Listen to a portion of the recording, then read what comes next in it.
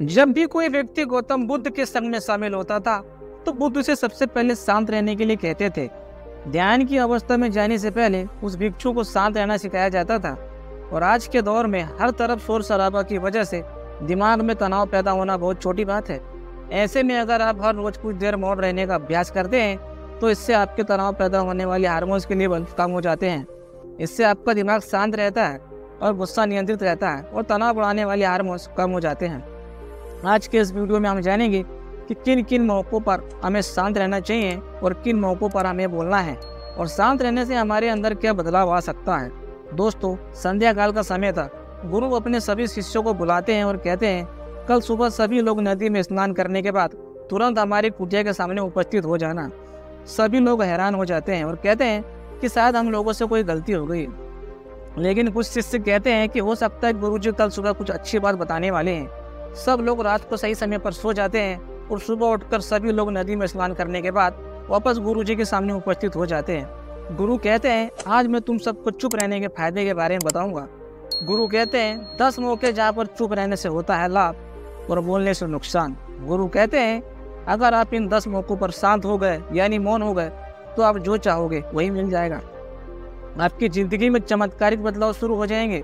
जरूरत से ज़्यादा बोलना या चुप रहना दोनों ही अच्छी बात नहीं है। जैसे जरूरत से ज़्यादा बारिश हो जाना या फिर धूप दोनों ही परेशानी में डाल देती है, उसी तरह अनावश्यक बोलने से भी काफ़ी नुकसान होता है।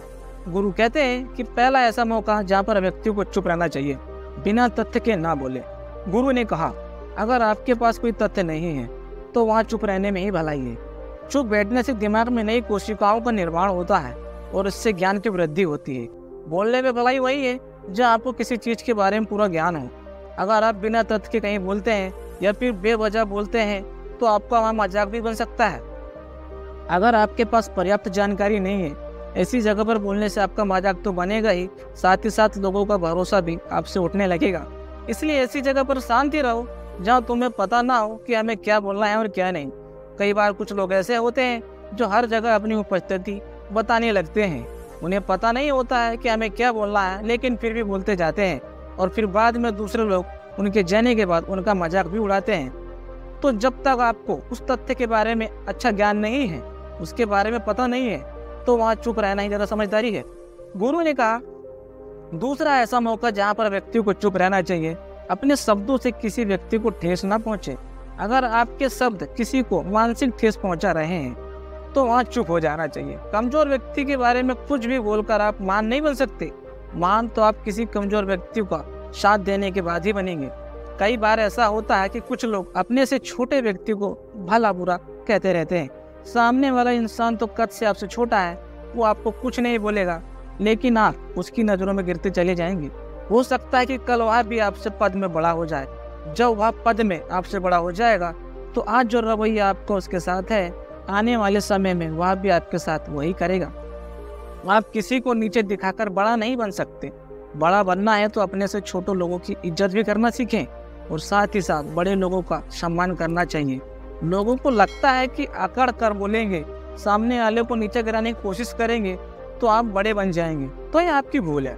बड़े की बजाय आप उनकी नज़रों में गिरते चले जाएंगे। गुरु ने आगे कहा, इसलिए शिष्यों, तुम जब भी बोलना आदर भाव से बोलना ताकि तुम्हारी बात लोगों को अच्छी लगे।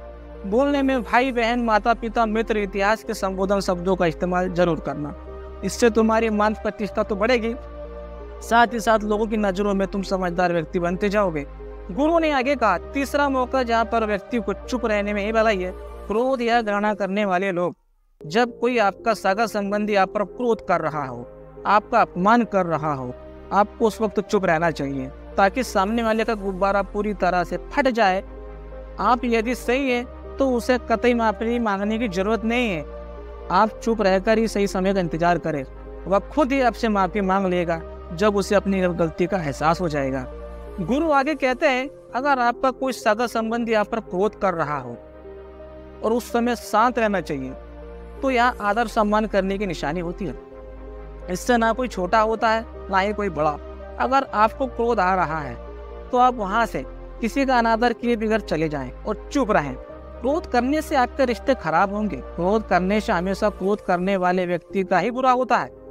गुरु आगे कहते हैं कि एक बार की बात है, एक सांप जंगल से भागते हुए किसी राजा के अस्त्र घर में पहुंच गया। लोगों ने छेड़खानी की तो वह बहुत गुस्सा हुआ, जिससे वह अस्त्र घर में तो जाकर तलवार जो पड़ी हुई थी उसी को लपेटकर कसने लगा और धीरे धीरे उसका पूरा शरीर कट गया। कहें कि गुस्सा उसे खा गया। ठीक उसी प्रकार हमारा गुस्सा भी हमारे शरीर को तलवार की तरह काटता रहता है। गुस्सा ध्यान से खत्म होता है। प्रतिदिन अगर आप ध्यान की मुद्रा में बैठते हो तो आपका गुस्सा आपके नियंत्रण में ही रहेगा। गुरु आगे कहते हैं कि आप प्रतिदिन ध्यान का अभ्यास करें। इससे आपके शरीर में जो हार्मोन गुस्से को बढ़ावा देते हैं वह सब तुम्हारे नियंत्रण में रहेंगे, जिससे तुम्हारा शरीर गुस्से पर आसानी से काबू पा लेगा। लेकिन एक तरीका यह भी है कि जब भी आपको गुस्सा आए तो आप यह समझने का प्रयास करो कि क्या मेरा गुस्सा जायज है या नहीं, हमें वहाँ पर बोलना चाहिए कि नहीं। जब आप खुद इस बात का आकलन लगा पाएंगे तो आपको खुद पता चल जाएगा कि हमारा गुस्सा करना सही है या नहीं। फिर भी आपको गुस्सा आ रहा है तो आप वहाँ से हटने का प्रयास करें, वहाँ से दूर चले जाएं। धीरे धीरे समय के साथ आपका दिमाग शांत हो जाएगा। गुरु ने कहा, चौथा ऐसा मौका जहाँ पर इंसान को बहुत ही समझदारी के साथ काम लेना चाहिए, वहाँ पर आपको चुप ही रहना चाहिए, जहाँ पर किसी मुद्दे से आपका कोई संबंध ना हो। अगर आपका किसी मुद्दे से कोई संबंध ना हो तो वहाँ आपको चुप रहना चाहिए। बिना किसी वजह अगर आप दूसरे के मुद्दे पर बोलेंगे तो यह आपके लिए अनिष्टकारी होगा। इसमें केवल और केवल आपका ही नुकसान है। आप किसी भी लोगों के बीच हो रहे विवाद में अपनी टांग न अड़ाएं। अगर सामने वाला आपको बुला रहा है अपना झगड़ा शांत करवाने के लिए तो ही आप वहाँ पर जाएं। किसी की व्यक्तिगत जिंदगी में दखलंदाजी नहीं देनी चाहिए जब तक कि वह व्यक्ति आपको नहीं बुलाता है अपने झगड़े को शांत कराने के लिए।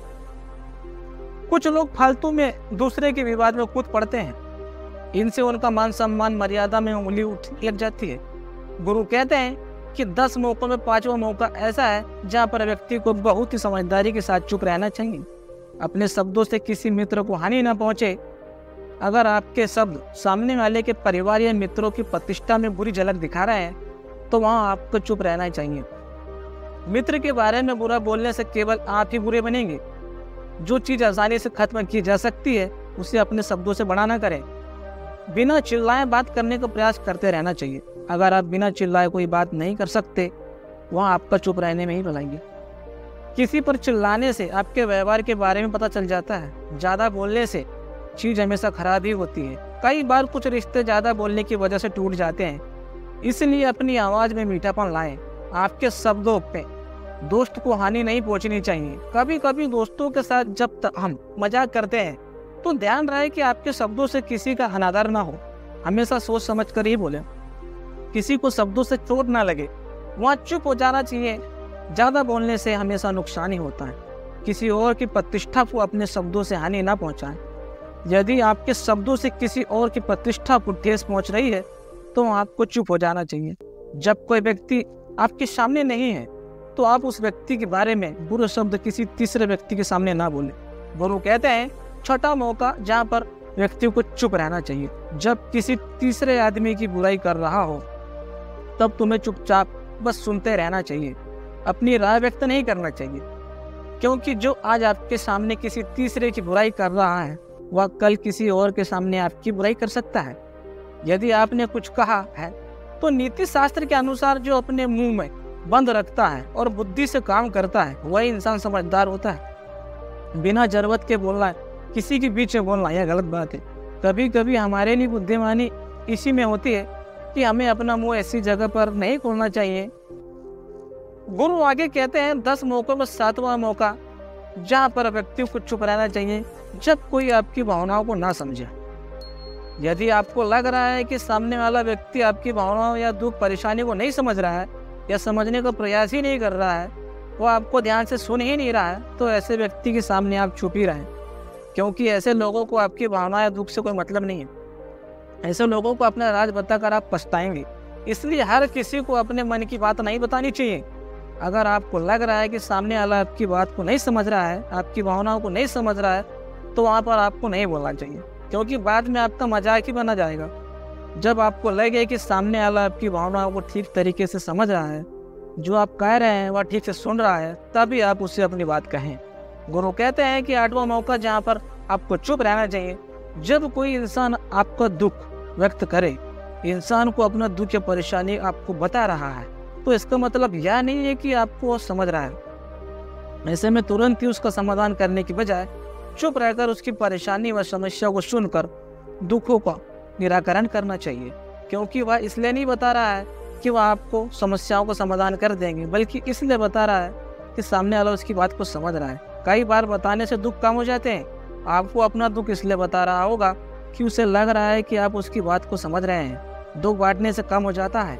इसलिए जब कोई व्यक्ति अपना दुख बताएं, व्यक्त करें, आप चुपचाप उसकी बात को बहुत ध्यान से सुने, ताकि उसके दुख और भी कम हो जाए, उसका मन का बोझ और हल्का हो जाए, क्योंकि उसके मन में जो भी बातें थी वो आपको उसने बता दिया है।